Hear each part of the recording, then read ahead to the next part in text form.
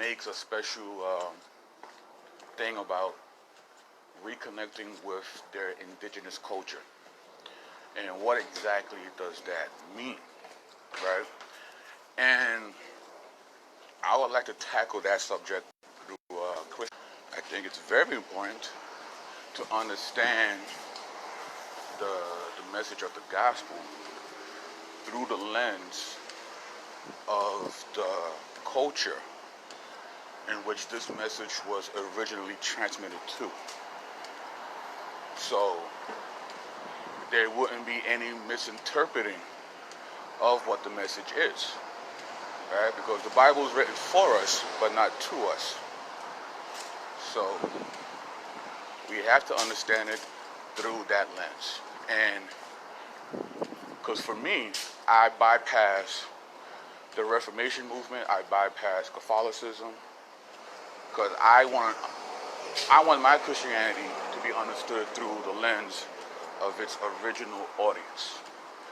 And its original audience were Hebrews. Surprise, surprise.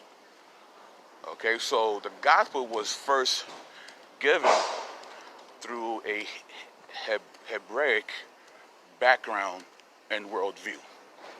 But then comes Paul, an individual who was very comfortable in both Jewish and Greco-Roman worlds. And he becomes an apostle to the Greco-Roman world. So he takes this same message and he contextualizes it for that particular audience. So you see Paul, using words and phrases that a typical Hebrew wouldn't use. When he talks about how the fullness of the deity dwells in bodily form. No Hebrew in the first century is going to call God a deity. We see Paul when he talks to the Stoic philosophers in the book of Acts, how he uses an unknown idol as a talking point to fully illustrate the God that he serves. In fact, in that same paragraph, he quotes pagan poets.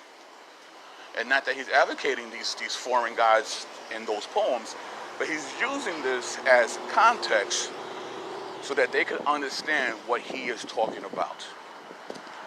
When he talks about the armor of God, he's using the armor that a centurion or a Roman soldier would be wearing at that time, right? And not that God's armor would look like a Roman soldier, but he's painting a picture that they can understand. Okay? So, and that's the thing, right? So we have to understand it through the cultural lens that the message is being delivered through. But the contention is, some of us feel like the delivery of the message is on equal footing with the message itself. And there's where the contention lies.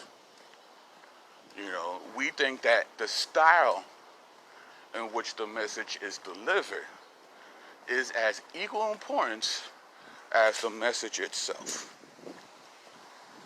There are some of us in this group that believe that we can only view the message through a particular culture. And that's the problem. The problem isn't understanding it from that particular culture, but to standardize all and understanding through that one culture. Now, if somebody wants to reconnect, if it just so happens that that particular culture is their culture and they want to reconnect to that, that's great. I have no problem with that. I have no problem with you paying homage and honoring your culture. If, of course, it is your culture. Right? And that's another contention. Is it really your culture? But even if it's not, if you want to pay respect to it, I think that's great. If you know me and you hang around with me, I'm always rocking like African shirts. I'm always wearing like stuff with Hebrew writing on it. On Sundays, you catch me rocking my tassels in church. Because, I appreciate the background in which my faith originated from, right? But I don't own the copyright to that at all. You know, so we can't put the delivering and style of the message before the message itself. Here comes my bus. I'm out of here, y'all. Peace.